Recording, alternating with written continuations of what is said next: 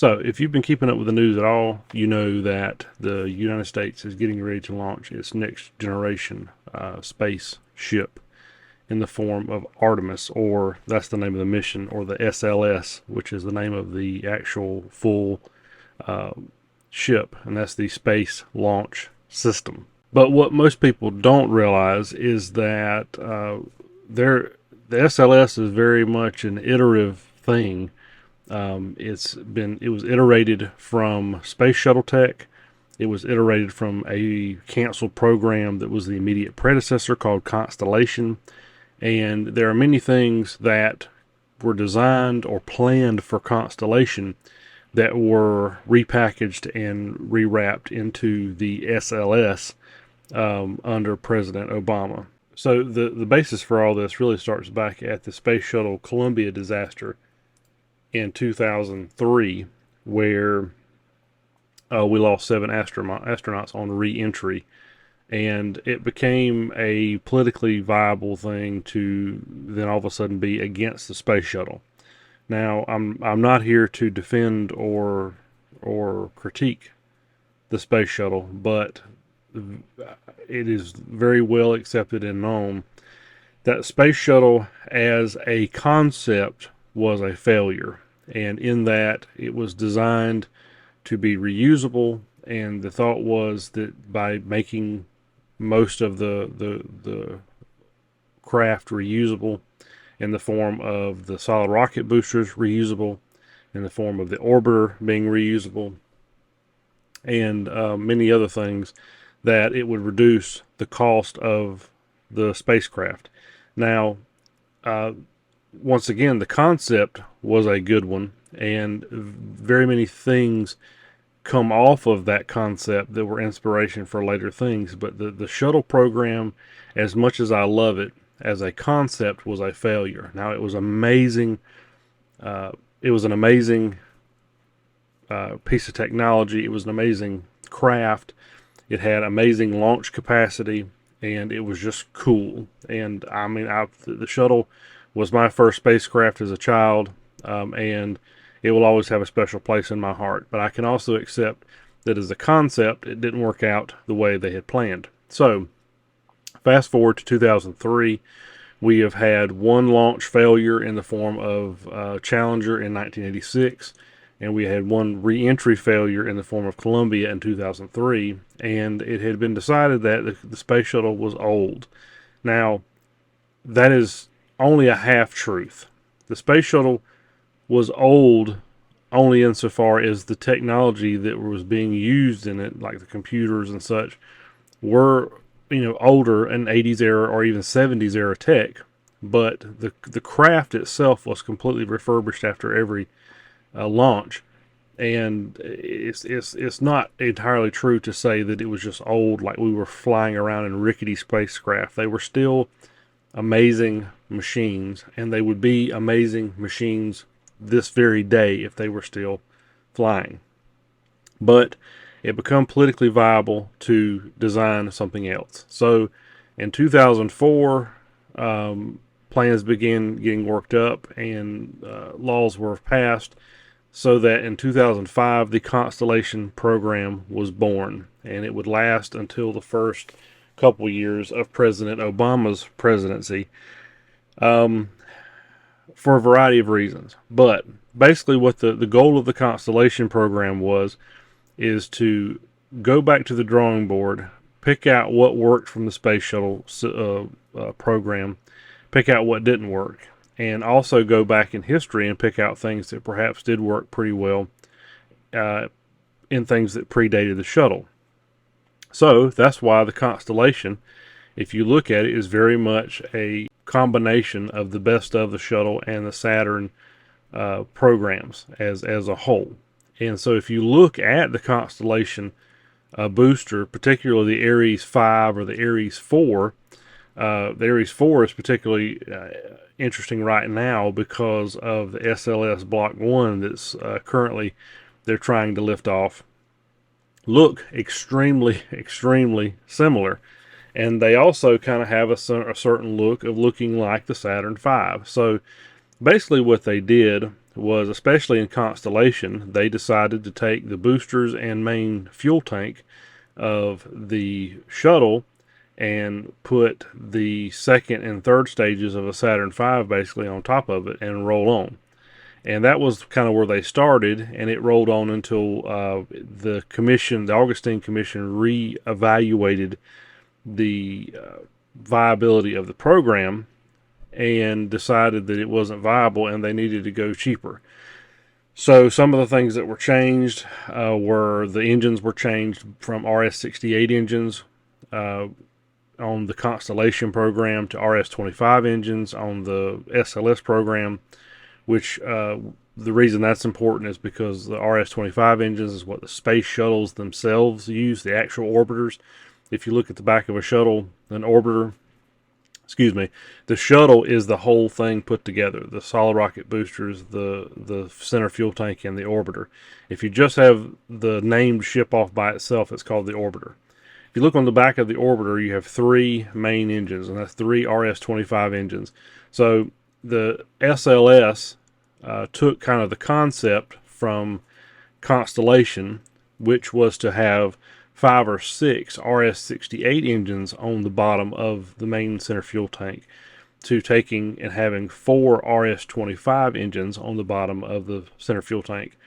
And that does have some abilities on the craft to launch. Now, if you go and look up the specs on these things, the Block 2 SLS at its max capacity seems to not be able to match the main Ares 5 launch capacity, and I'm sure it has a lot to do with the engines that they traded out for the sake of cost on the bottom of the main center fuel tank.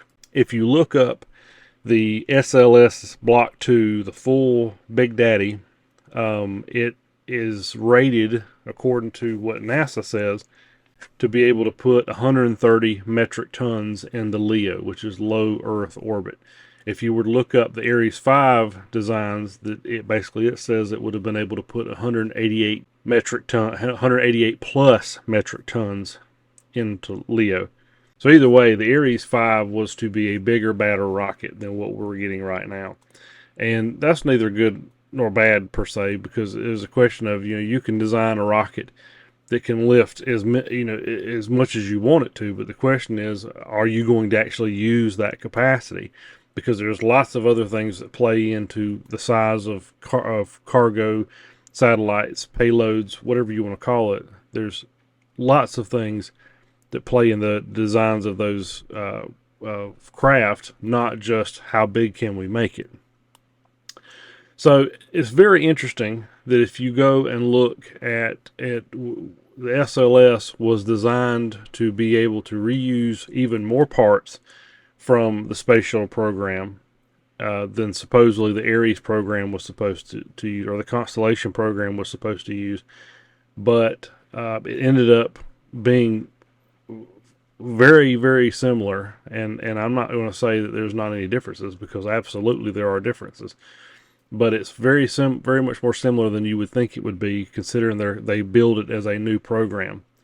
And it was designed to basically beat Constellation to Moon and Mars, because the Augustine Commission said that Constellation, even with a slight budget increase, would not be able to get to the Moon until the mid-2020s.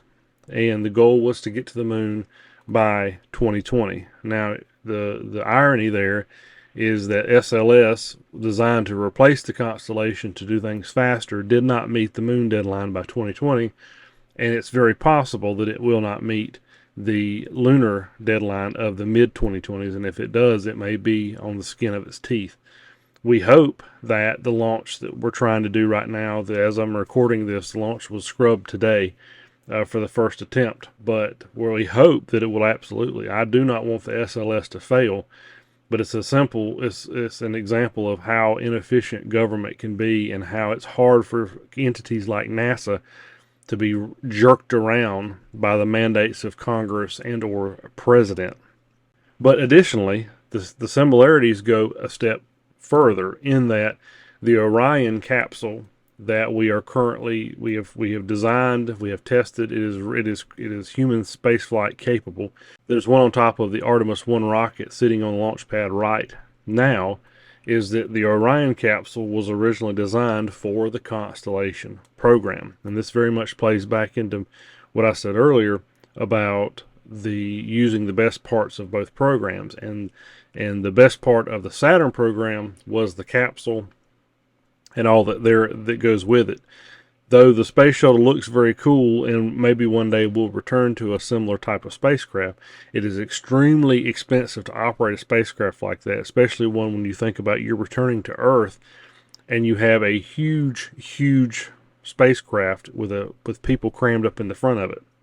And the Orion will have the same capacity, it may be one more person capacity of what the shuttle could handle, or was ever able to handle, I should say, because there were design concepts for the shuttle having a cargo bay full of people, that basically it can handle the same number of people that the shuttle can handle, but it's back into a capsule format, which they've decided and has been proven really to be much safer, because the heat shield is much the area that you have to work with is much smaller. You can use an ablative heat shield, or a heat shield that can burn away, as opposed to the shuttle was having to use these foam type ceramic tiles that had to be glued on, and ended up being the cause for the destruction of Columbia because it lost too many of them. Basically, they determined that design as it stood, the shuttle design as it stood, or the orbit design for reentry, was not the best solution they could have, and that they had a better solution before the shuttle, and that's something we should go back to. And so that's why we're going back to a capsule. Now, I have seen lots of renders of kind of add-ons or service modules and stuff to attach to an Orion, like for specific missions, or to have basically the Orion be the add-on, just like it was when we went to the moon. We have another spacecraft that we kind of operate inside of in between, and then when we come back, we break off in the Orion and return to Earth. So that seems to be very much the future of where we're going, and it seems to be the safer solution, because not only are you dealing with a smaller spacecraft, you're dealing with a different type of heat shield, and you're dealing with something that's much more maneuverable inside and outside of the atmosphere, just because of the physics of the size and mass you're dealing with. So I hope this was an interesting video. Sometimes it's hard to compare one type of program to another just because of all the changes, but it's unlike any other program that NASA has had thus far.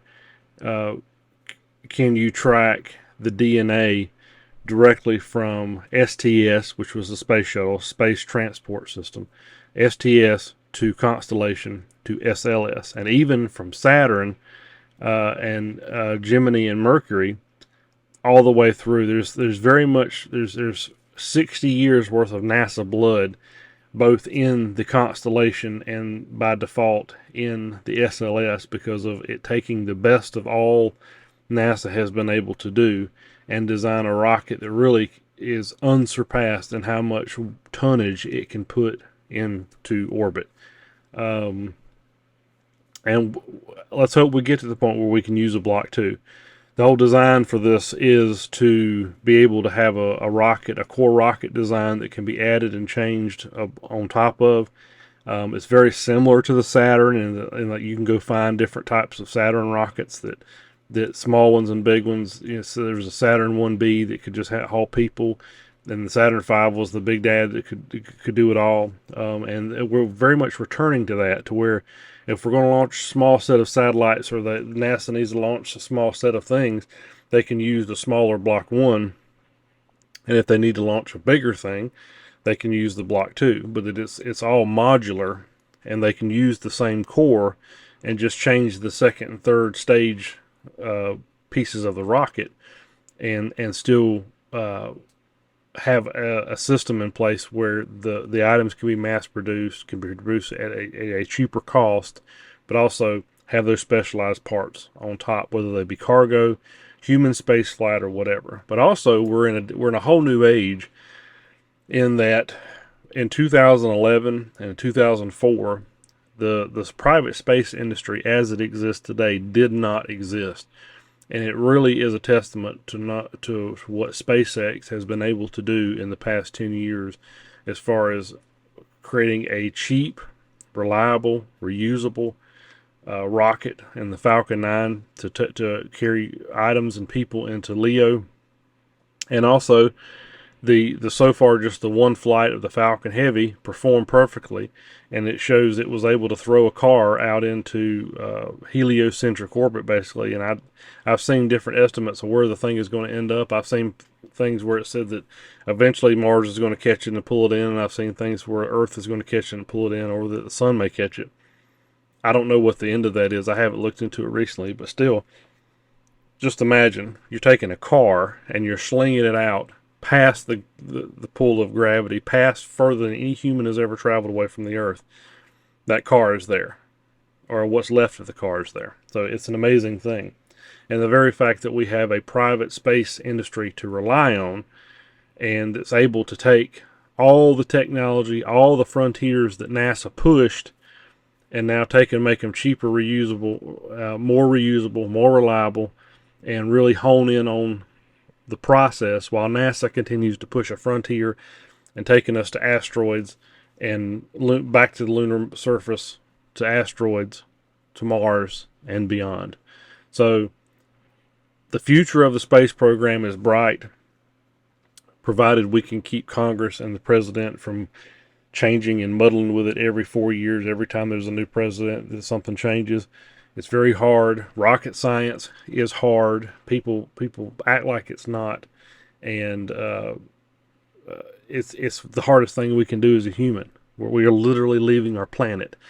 So you can't jerk around these programs like you can all the other programs that happen to be in the government, because the amount of time and work that goes into creating whether it's a vehicle, a satellite.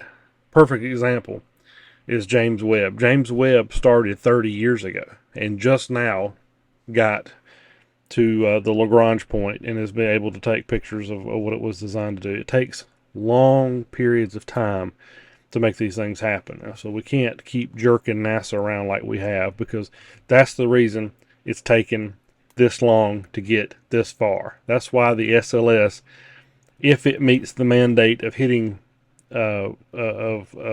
hitting lunar orbit sometime in the next year or so, it's already missed the original mandate.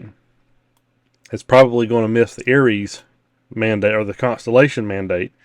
I hope it doesn't. I hope it meets it. I hope it beats it. But because of all the ways NASA's been jerked around and required to use this, that, and the other from this, that, and the other place, it's hard to make a viable spacecraft. So let's hope that's minimized in the future. And let's let NASA really flex its muscles and see what we can do. So hopefully this was interesting. Hopefully this was entertaining. And we'll see. I might do more of these for whoever out there may end up finding them one day.